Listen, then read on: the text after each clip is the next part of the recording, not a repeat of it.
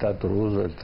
Bene, eccoci qua, siamo rientrati in studio. Allora, adesso torniamo a parlare del Meridione, parliamo della ricorrenza è del 16 novembre 1922, la nascita del bandito, poi diventerà il bandito Salvatore Giuliano. Noi lo ricordiamo con il servizio della settimana Incom, che è appunto il giorno della morte, il 12 luglio 1950. Vediamo.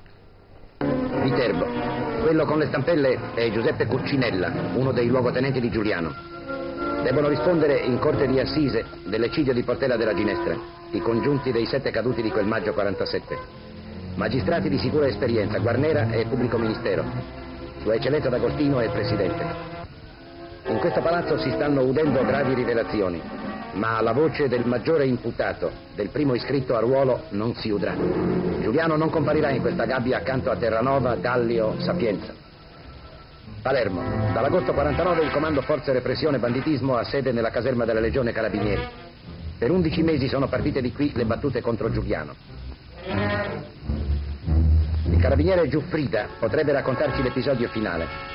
Col colonnello Fabro, comandante della Legione, il tenace ed abile colonnello Ugo Luca, comandante del CFRV. Al volante della macchina il carabiniere Renzi, uno degli uomini della notte di Castelvetrano. Vertici del triangolo della morte: Borgetto, Partinico e Alcamo. A ognuno di questi nomi si associano sanguinarie imprese del bandito. Nel centro il regno di Montelepre. Giuliano, divenuto ricco a milioni, si era rifatto la casa con velleità di eleganza. Anche le ruote dei carri girano qui con un suono sordo. Ma il silenzio non è complicità, è abbandono. La strategia di Luca ha fatto il vuoto intorno al fuorilegge. Intanto la rete si stringeva. In una campagna costata molto sangue si erano già compiuti 500 arresti. Finalmente la notizia. Nelle prime ore del mattino già tutta l'Italia era al corrente. Ecco Castelvetrano, dove Turiddu era stato abilmente attratto. Dalle 3:15, quando il carabiniere Renzi avvistò il bandito, la sparatoria durò fino alle 3:50. Quando Giuliano raggiunse la via Mannone, imboccò il cortile moresco della casa De Maria. Forse era ferito, sparò ancora. Il capitano Perenze aprì il fuoco. Giuliano cadde qui, dove è la pozza di sangue. Il capitano sfondò questa porta per prendergli dell'acqua. Non si aprirono al crepitio della sparatoria queste finestre da cui ancora adesso, passate alcune ore, la gente si ritrae. Sono arrivati per gli accertamenti il giudice istruttore Mauro, il medico legale dell'Università di Palermo, il procuratore generale Sua Eccellenza Pili. Dall'obitorio del cimitero viene portata fuori la salma. Giuliano aveva 28 anni. Sulla sua faccia, di cui è stato preso il calco, non si leggono quasi più i segni di un destino sinistro. Eppure è lui. Il dito del professor Del Carpio indica le cicatrici sul fianco che ne accertano l'identità. L'inizio della sua sciagurata carriera risale al 2 settembre 1943, quando, fermato mentre trasportava grano per la Borsa Nera, uccise il carabiniere Mancini. La madre, Maria Lombardo, dapprima non ha voluto credere. Adesso l'ha visto sul tavolo di marmo. Quella notte Giuliano indossava una canottiera di lana bianca, sandali nuovi di cuoio con suole di gomma. Ma al dito portava il famoso anello di brillanti e alla cintura la pesante fibbia d'oro cesellato.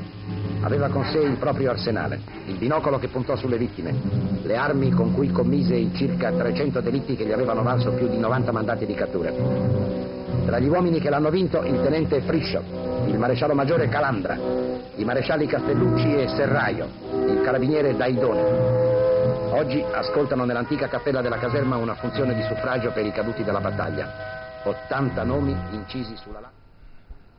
Ecco, questo dunque come dire, il resoconto di quello che era avvenuto e appunto dell'uccisione del bandito Salvatore Giuliano. Francesca Pizzo, inizierei da lei. Al bandito viene attribuita appunto la strage di Portella della Ginestra. Sì, per noi chiaramente sindacalisti è comunque è un pezzo di storia, nel senso che comunque ne abbiamo anche ricordato proprio al 70° quest'anno il nostro 1° maggio come CGIL CISL UIL proprio a Portella della Ginestra. Eravamo lì presenti per ricordarlo con un lascito impegnativo, perché ci obbliga a misurare, no, la distanza da quei tempi, a capire cosa è cambiato, e non ci sono più i latifondi, non ci sono più le terre da spartire, e non c'è più, anche dal punto di vista della legalità, sicuramente le cose sono cambiate, ma sì, non mancano comunque partiti e leader che vorrebbero il sindacato, no, meno presente o sbarazzarsene addirittura. E quindi sicuramente dobbiamo imparare molto, cioè ricordarci molto di quella strage, perché deve essere comunque un pezzo di storia che ci aiuta a capire che del sindacato c'è bisogno. Non ci sono più i latifondisti, non ci sono più gli organizzatori di quelle stragi, che poi è stata una delle prime, perché poi ne sono seguite altre, Piazza Fontana, strage di Bologna. Però ecco, in realtà la strategia si ripete in altri modi, con altri strumenti, con uno strumento che mette ancora in difficoltà, no, i lavoratori di oggi, che è quello dei contratti precari, della distribuzione, no, di quel poco di ricchezza, sempre più in maniera più difficoltosa, dell'organizzazione del lavoro, che è sempre più difficile e che rende comunque i lavoratori molto spesso, uso una parola forte, schiavi, ma sono ancora schiavi. Certo. La interrompo, abbiamo una telespettatrice in attesa. Buonasera, il suo nome, da dove chiama gentilmente? Pronto, buonasera, sono Michela, la realista. Buonasera signora Michela, bentornata. Bentornati a tutti voi. Mi premeva dire, appunto, visto che parlavate del brigante siciliano e quant'altro, di come vergognosamente tutti i TG nazionali oggi aprivano con la grande notizia della morte del capo dei capi della mafia di Totò Riina. Un qualcosa che io ho considerato assieme a molti altri, perché sentivo anche altri che avevano la mia stessa opinione, vergognosi.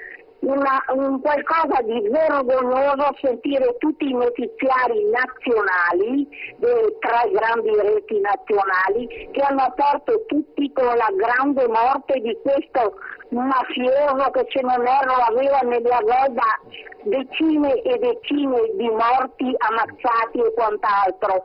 E un'altra cosa mi ha fatto rabbia questi giorni, sentire della grande marcia dei migranti che da Cona e Ponetta si aggirano per il Veneto, mentre nessuno parla delle migliaia e migliaia di veneti ridotti in miseria, e che nessuno né governo centrale né governo regionale in qualche maniera aiuta, non perché questi migranti non abbiano diritti e doveri, semplicemente chiedo gli stessi diritti e doveri anche per i poveri veneti.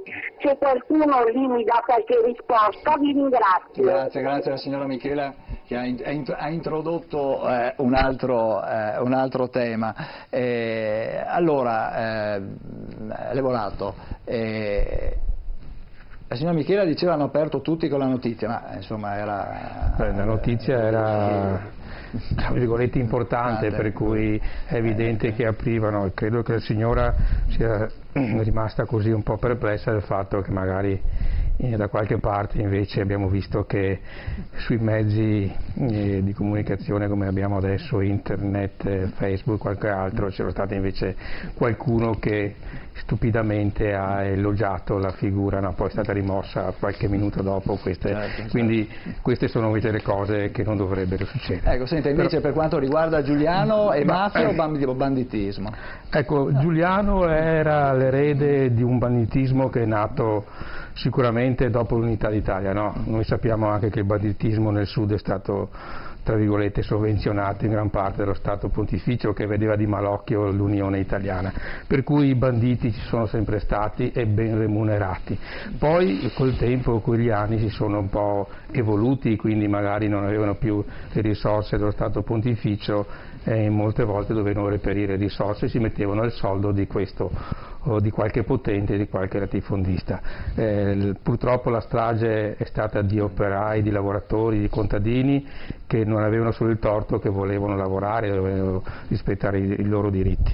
Però la storia di questo banditismo, insomma, era un po' diversa dalla storia della mafia, tant'è che quando è nato Giuliano la mafia c'era già, e c'era già non solo in Italia, ma purtroppo c'era già anche stata esportata negli Stati Uniti. In quel periodo, grosso modo, già negli Stati Uniti avevamo già dei boss mafiosi importanti, quindi Giuliano forse era la fine di un periodo che in realtà è finito quando, dopo l'unificazione d'Italia e dopo la Seconda Guerra Mondiale, con l'entrata della nuova Costituzione abbiamo dato la famosa autonomia quindi alla Sicilia abbiamo dato la possibilità di essere una regione a statuto speciale. Questo è stato un periodo in cui, magari, tenuto conto di quello che era successo prima, si doveva un po' riflettere anche rispetto ad oggi cosa succede sulle autonomie e quant'altro. Certo. Dopo ci torneremo anche parlando di pensioni. Professor Casen. È una figura un po' particolare, nasce praticamente dalle vicende della Seconda Guerra Mondiale, quindi si appropria di armi, e ce n'era un'abbondanza a quell'epoca, e poi sviluppò un'attività, diciamo, proprio di vero banditismo. Non lo considererei mafioso in senso classico, è una figura un po' anomala.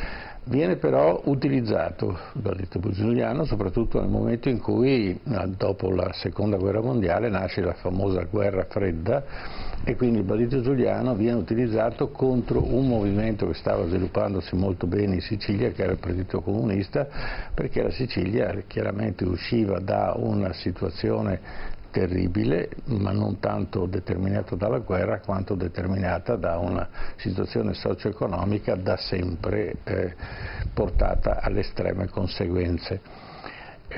Questa miseria tipicamente siciliana non era una miseria autoctona, era stata portata dai Savoia.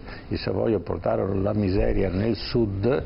Vi faccio un banale esempio: eliminarono la transumanza, quindi diciamo la tradizione di spostare le greggi? Sì, portare le greggi dal Tirreno all'Adriatico, ma era un'economia rilevantissima che aveva creato ricchezza. La decapitarono appositamente, poi ci pensò anche Mussolini, proprio perché il Sud doveva diventare povero. Questo era il progetto dei Savoia, di Cavour, e quindi l'unità d'Italia non fu considerata unità in quanto tutti insieme faremo l'Italia, ma quelli che avevano vinto, che avevano avuto il sopravvento, dovevano eliminare gli altri, e così nacque la povertà del Sud e nacque l'emigrazione del Sud. Per esempio tagliarono tutti i gelsi, perché nel sud si coltivava il bacco da seta ed erano famose le attività in questo senso, la tessitura della seta. Furono tagliati e era proibito coltivare il gelso, perché diciamo, lo sviluppo dell'attività della seta doveva restare al nord, quindi verso diciamo, Como, Chiasso, tutte quelle zone lì dove c'era anche là una tradizione, e perché il sud, i meridionali dovevano andarsene dal sud. La conseguenza fu che la mafia si sviluppò ancora di più, e quando il Partito Giuliano ebbe la possibilità di utilizzare le armi che erano rimaste lì, dopo la Seconda Guerra Mondiale, le usò e divenne un bandito e fu strumentalizzato, e alla fine uno di quei strateghi che riuscirono alla fine a eliminare il bandito Giuliano fu il generale, che allora comandante dei carabinieri, il generale Dalla Chiesa, che ebbe un ruolo strategico fondamentale, anche se spesso non lo si cita in questo senso. Ebbe un risultato appunto di riuscire a far entrare nel suo gruppo, allora era il chiamato Gaspare Pisciotta, che era chiamato il cugino del bandito Giuliano, e fu lui poi ad uccidere Giuliano.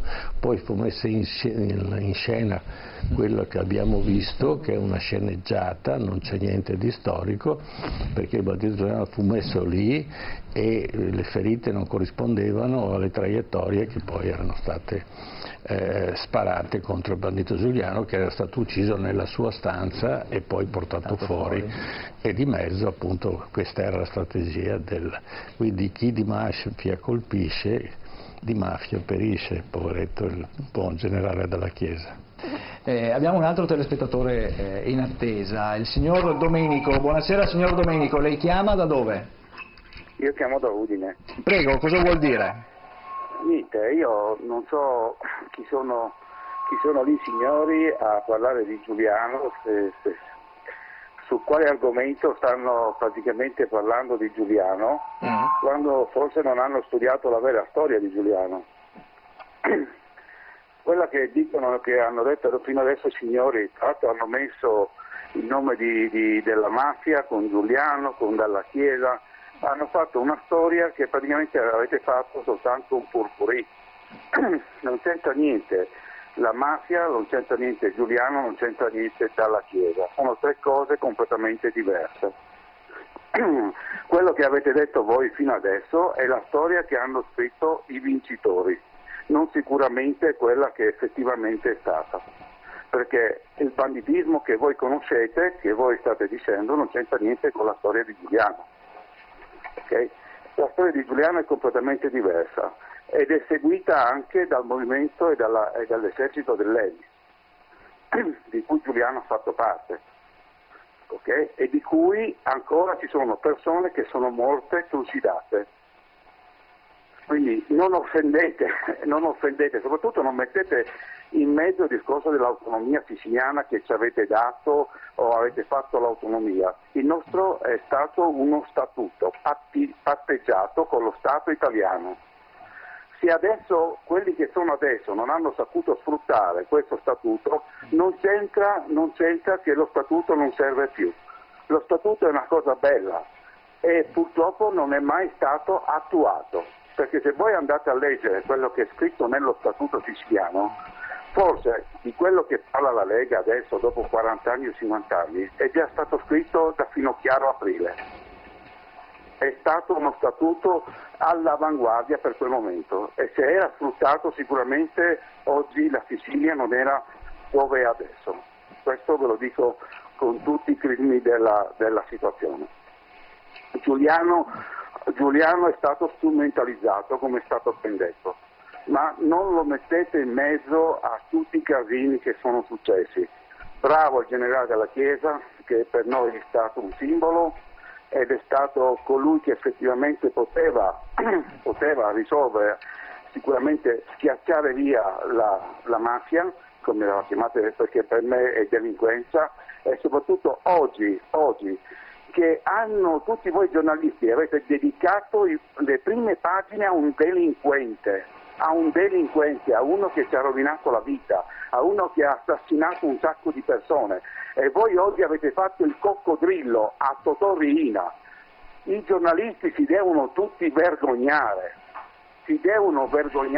è morto un delinquente, non è morto un eroe. E quindi voi continuate a minimizzare questa lei la gente notizia qua. non doveva essere data? Per me la notizia non deve essere data, perché se muore una persona normale, una persona qualunque, non viene data una notizia, e non viene data soltanto a una persona che è un delinquente, non un eroe come voi lo continuate a descrivere. No, questo assolutamente non è un mito, mi dispiace, è questo è assolutamente inaccettabile. Abbia pazienza, signor Domenico, lei per carità ha fatto degli appunti, capisco che l'esercito volontario per l'indipendenza della Sicilia abbia avuto un suo ruolo, tra l'altro ha una bandiera esattamente identica a quella della Catalogna, se non per una parte, ecco, ma comunque anche per quanto riguarda Salvatore Giuliano forse non ha seguito bene quello che abbiamo detto, no? Cosa dice il professor Casan? Salvatore Giuliano appunto non appartiene alla mafia, l'ho detto all'inizio, forse parlavo a voce bassa, quindi non appartiene alla mafia, è un fenomeno tutto particolare, viene strumentalizzato perché a Portella della Ginestra qualcosa è successo, sicuramente non tutti i proiettili che sono partiti dalle varie posizioni appartenevano, questa è una delle supposizioni, al bandito Giuliano.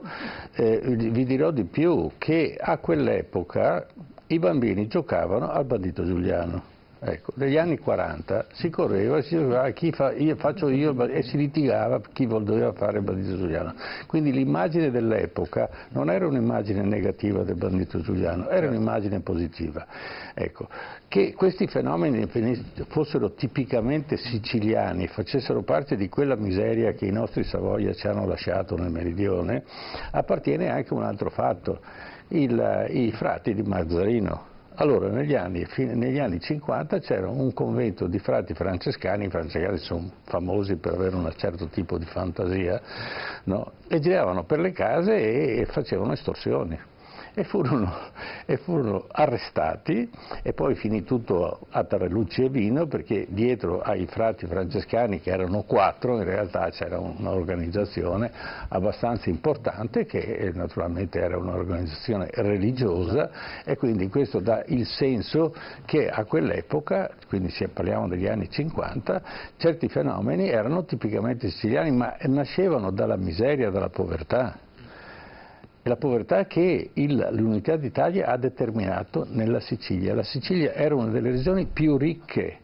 Garibaldi, quando arriva a Palermo, e la prima cosa che fa Garibaldi, perché era abituato a trattare così le cose, va nel Banco di Sicilia e ci trova attualizzati, gli storici attualizzano, l'attualizzazione avviene nel 1995, trova all'interno in moneta sonante, vuol dire non carta, quindi la carta ha un valore relativo, ma in moneta sonante 5.000 miliardi equiparati al 1995, no? E di questi soldi non ne rimane niente, 5.000 miliardi in contanti. E il direttore di questa banca diventa Ippolito Nievo, poveretto, e ci lascerà la pelle proprio perché aveva documentato tutti i prelievi che erano stati fatti da tutti i vari personaggi, tra cui anche un famoso scrittore, quello che scrive i Tre Moschettieri, no? Alessandro Dumas, che anche lui ha chiesto un rimborso perché era andato lì con la barca ad assistere allo sbarco piuttosto che all'avanzata di Garibaldi, e fece un suo conto e gli fu riconosciuto un rimborso. Non so se mi spiego. Questo era la Sicilia. Quando arriva a Napoli Vittorio Emanuele II e naturalmente prima Garibaldi spogliarono tutte le banche. Attenzione, a quell'epoca lo spread che c'era anche lì, cioè il valore dei titoli di Stato che facevano un riferimento, era quello del Regno delle Due Sicilie. Chi soffriva dello spread era l'imperso asburgico, non so se mi spiego. Quindi quando noi parliamo di Borboni, parliamo di gente che aveva fatto l'economia del Meridione. Chi ha distrutto l'economia del Meridione sono stati i Savoia, e a finanziare il banditismo fu la moglie di Francesco Giuseppe, che era Maria Sofia, no?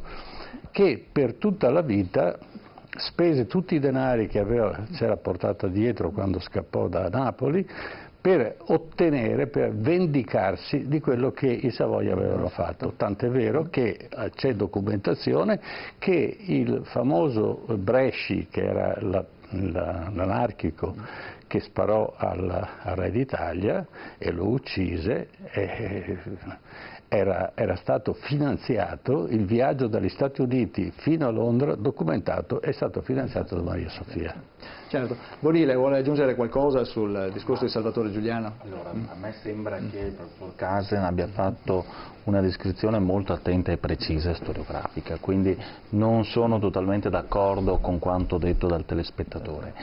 Aggiungo ed evidenzio il fatto che comunque Salvatore Giuliano era un sanguinario, era un feroce e freddo assassino, si calcolano quasi 430 vittime, attenzione, quindi non stiamo era figlio del suo tempo, sicuramente da un punto di vista storico, da un punto di vista sociale, si scontrò e frequentò anche la mafia, attenzione, si scontrò con i politici, assalì anche, se non sbaglio, le caserme, si scontrò contro le radio, devastò con dei mitra anche le leghe dei contadini, quindi un personaggio che è sicuramente controverso, ma non dimentichiamoci il dato, 430 vittime. Ecco. Certo.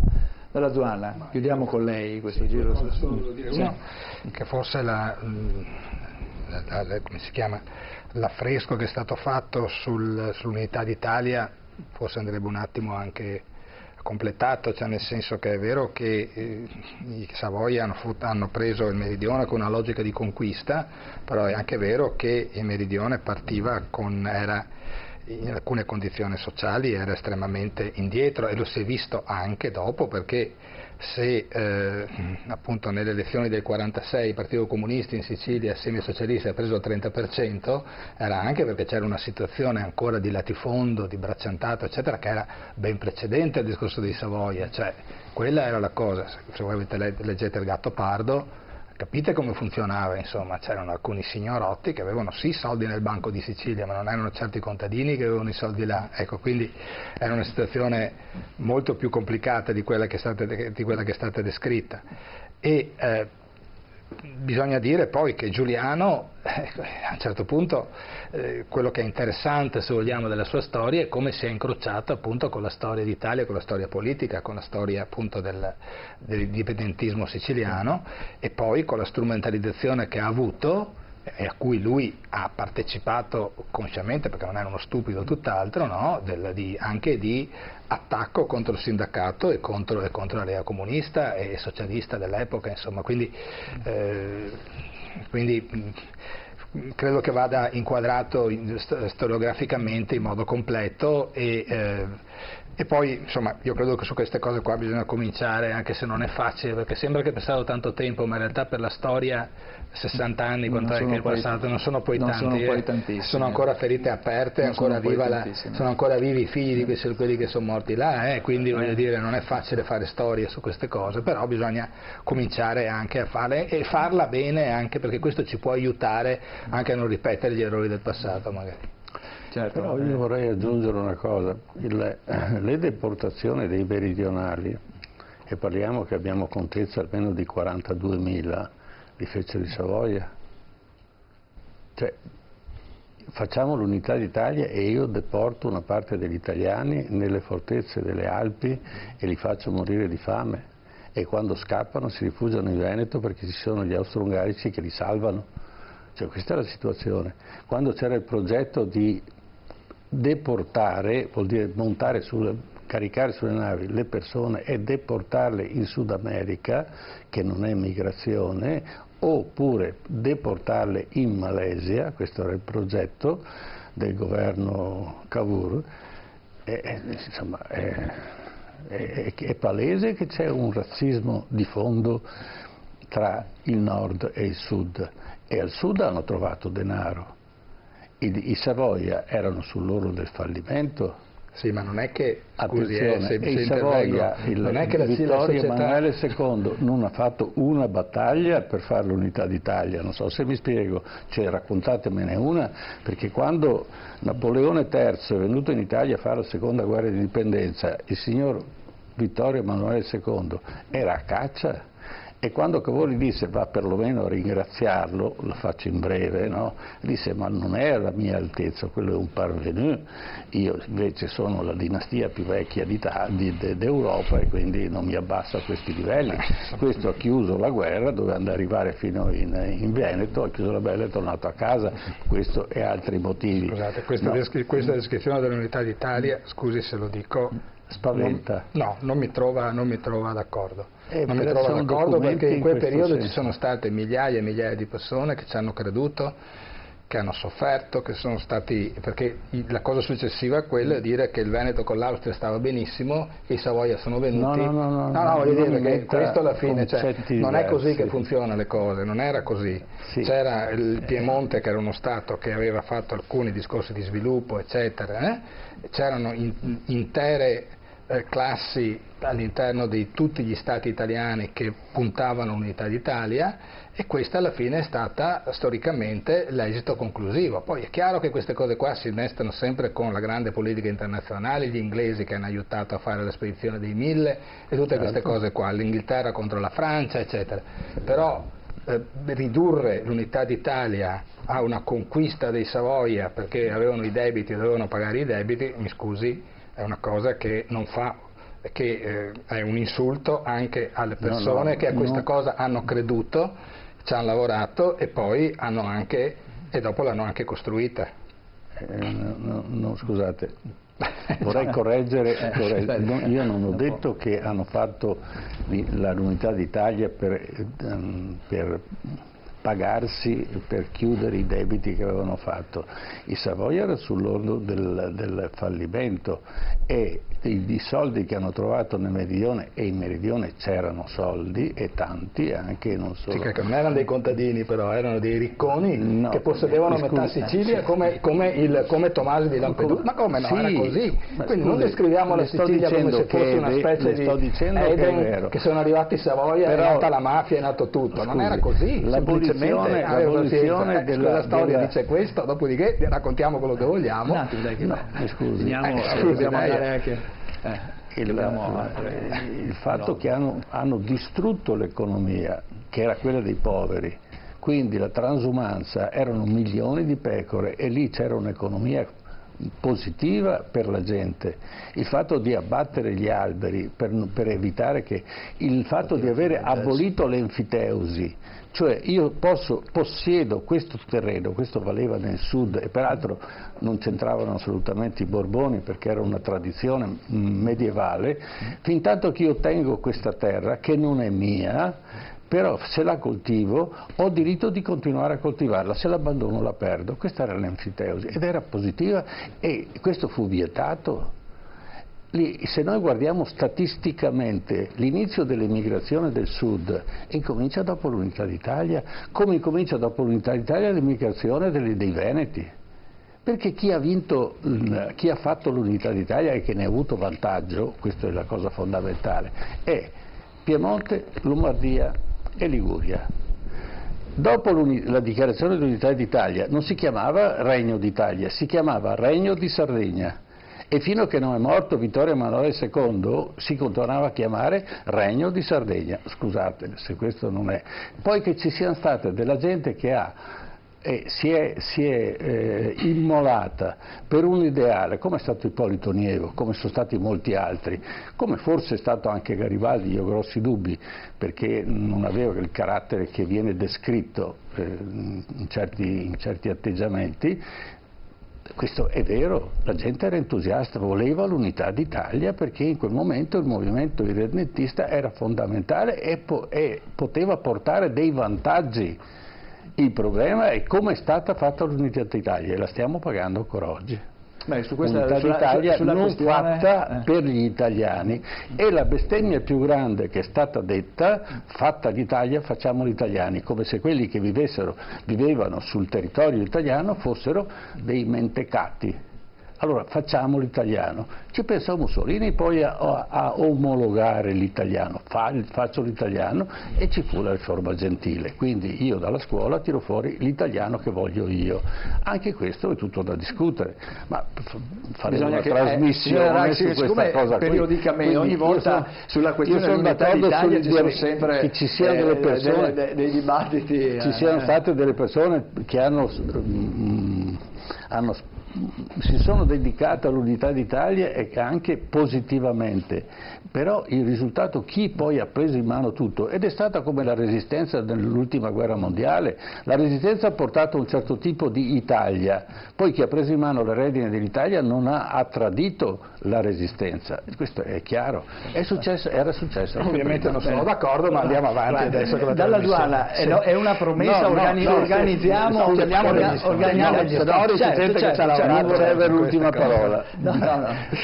Lasciamo la promessa è che organizziamo un'altra. No, dobbiamo andare avanti perché se no non riusciamo a parlare delle pensioni, non parliamo. Abbiamo ancora il canale di Suez, l'apertura il 17 novembre 1869 e lo ricordiamo anche qui con un servizio datato 1939. Vediamo. Mentre la questione del canale di Suez è un argomento che occupa quotidianamente la stampa internazionale, può essere interessante dare uno sguardo con l'occhio dell'obiettivo a questa importantissima via d'acqua, incominciando dalla sua porta sul Mediterraneo, Porto Said, pittoresca città dove si hanno i primi contatti col mondo orientale e che deve il suo sviluppo e la sua prosperità precisamente al canale, il merito della cui ideazione spetta all'italiano Luigi Negrelli, che fu il vero autore del progetto esecutivo del canale diretto senza conche. Tutti gli italiani, e non solo gli italiani, sanno ormai come altri riuscì a farsi attribuire dalla letteratura internazionale il merito della più grande opera di ingegneria del secolo scorso e come la gestione del canale sia illegalmente finita nelle mani di una compagnia privata, tutt'altro che universale, quale avrebbe dovuto essere secondo i firmani fondazionali, compagnia celebre in tutto il mondo per i guadagni favolosi che trae da esose tariffe. L'Italia, che per le sue esigenze imperiali ha preso ormai il secondo posto subito dopo l'Inghilterra nel traffico del canale, giustamente protesta contro un pedaggio intollerabile, in perfetta antitesi con lo spirito di utilità generale col quale fu concepita l'opera geniale e ardita. Intanto, come con molteplici iniziative all'imbocco mediterraneo di Porto Said, così allo sbocco di Aden sul Mar Rosso, il lavoro italiano si afferma, gestendo con un pugno di uomini isolati in questo bruciato paese l'importante impianto che fornisce sale all'Asia fino alle contrade del più lontano Oriente.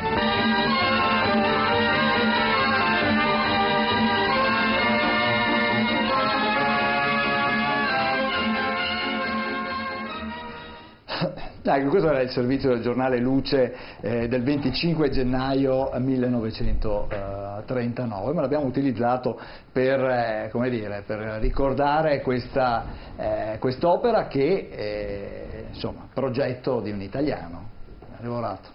Progetto di un italiano, quindi ci rende orgogliosi, ci dice quanto già all'epoca la capacità dei nostri tecnici, i nostri professionisti fossero all'avanguardia rispetto anche a queste questioni importanti di ingegneria.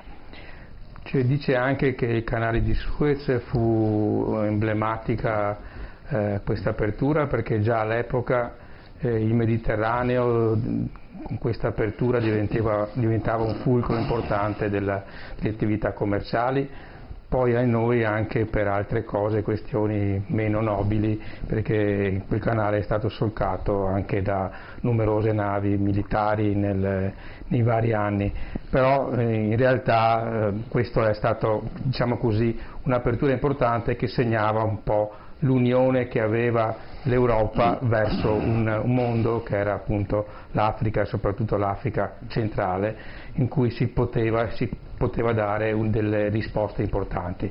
Sono state disattese perché poi negli anni appunto questo canale è riuscito ad avere uno sviluppo importante dal punto di vista commerciale, ma non ha fatto sì che l'Africa però rimanesse comunque indietro rispetto ad alcune questioni che a tutt'oggi sono, ai noi, ancora sul tavolo. Quindi da una parte importante ma non sufficiente per far sì che questo grande continente avesse un'espansione e una rinascita che probabilmente meritava, che purtroppo non c'è stata. E ancora oggi non c'è. Francesca Pizzo. Sì, è stata sicuramente un'opera che ha valorizzato e dato un'opportunità al commercio, ovviamente, e alla navigazione, appunto, per collegare questi due mondi. È anche vero che nel 2015 è stato fatto il raddoppio del canale, che però doveva portare anche all'economia egiziana un buon introito, che invece in realtà non è stato così, tant'è che era stato fatto un appello proprio ai cittadini e a degli investitori locali per il finanziamento del raddoppio, che ha appunto dato la possibilità da 49 a 78 mi pare navi, appunto il passaggio al giorno, quindi sicuramente c'è un incremento un'opportunità significativa, però appunto con l'aumento del costo del petrolio e l'aumento anche delle tariffe per il passaggio ha creato di fatto un minore introito significativo, nel senso che parliamo del 5% in meno, e che quindi ha anche svalorizzato le azioni, quindi anche gli investitori locali hanno visto le loro azioni un po' come per le banche venete, insomma un decremento notevole. Certo. Murile. Aggiungo 2 o 3 dati in più rispetto a quelli detti dai presenti. Un canale artificiale, se non sbaglio, molti anni, no? Sono stati necessari per completarlo, si parla di almeno 15 anni se non di più. Ecco, interessante ricordare, come diceva prima l'ospite, fu un italiano a farlo, a progettarlo, se non sbaglio un trentino, sì. Ecco, quindi dovrei almeno mi ricordo dalle lezioni mie di storia eccetera, quindi insomma, e poi ebbe sicuramente degli effetti anche estremamente positivi. Ecco, non si ottenne il risultato che si auspicava, fu anche teatro tra l'altro anche di vari conflitti se non sbaglio, quindi assolutamente, quindi è un'opera che va considerata e va valorizzata senza alcun ombra di dubbio. Certo. Il canale di Suez, diciamo, al di là di tutti gli aspetti geopolitici eccetera, è interessante per le nostre aree perché ha ridato centralità al Mediterraneo, nel senso che adesso si parla della via della seta eccetera, perché attraverso il canale di Suez il passaggio delle merci dalla zona più dinamica del mondo, che adesso è l'Asia, all'Europa, specialmente con raddoppio, si è enormemente valorizzato. Certo che la sfida, il rischio, è stato detto bene dalla signora prima, cioè il rischio di queste grandi opere che è in paesi diciamo relativamente poveri come l'Egitto, rischiano di diventare da un lato quasi l'unica fonte di sostentamento, e quindi poi rischiano di diventare anche una cosa che fanno addormentare l'economia invece di svilupparla, ecco. Però naturalmente non c'è alternativa a cose di questo genere, no? Adesso possono passare 100 navi al giorno, prima ne passavano 40, tanto per dire, col raddoppio, cioè, quindi stiamo parlando di una cosa fantastica da tanti punti di vista.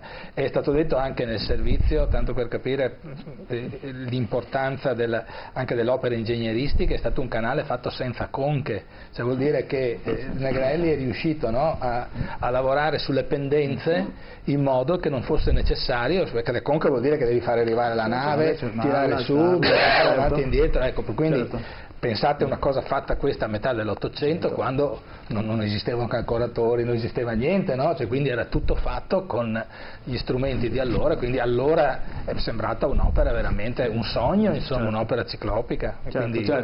Certo, professor Casen.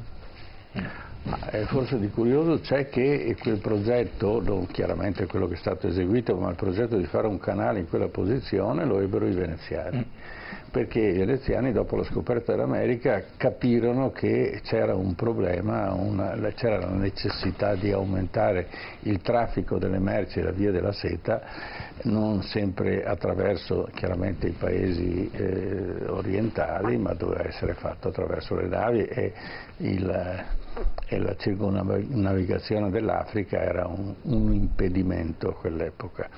Però non ebbero la forza e il coraggio, ma forse sembra che avessero un grosso dubbio di creare un vantaggio anche per i genovesi, che erano i grandi competitori dell'epoca, che competevano con i veneziani, che avrebbero aperto una strada anche per gli altri. chiaramente non ebbero la forza di farlo, però all'epoca Venezia aveva il denaro per farlo e naturalmente sono quelle scelte che poi furono determinanti per la diciamo, caduta dell'economia veneziana, perché non era più l'epicentro dell'Europa, l'epicentro divenne la Spagna, divenne soprattutto l'Inghilterra, divennero i Paesi Bassi. Però quel canale c'era già, cioè non era un canale, erano delle vie d'acqua che passavano dal Mediterraneo, passavano nel Mar Rosso. No, chiaramente passavano delle barche molto piccole, quindi il vantaggio non c'era. Quello che fu la grande idea di fare invece il canale era quella di far passare le navi di grosso tonnellaggio, e questo cambiò chiaramente l'economia di tutto il Mediterraneo. Bene, adesso andiamo in pubblicità e arriviamo dunque al primo tema della serata, cioè quello delle pensioni, dell'età pensionabile e andiamo in pensione. E di quando andremo in pensione. A tra poco.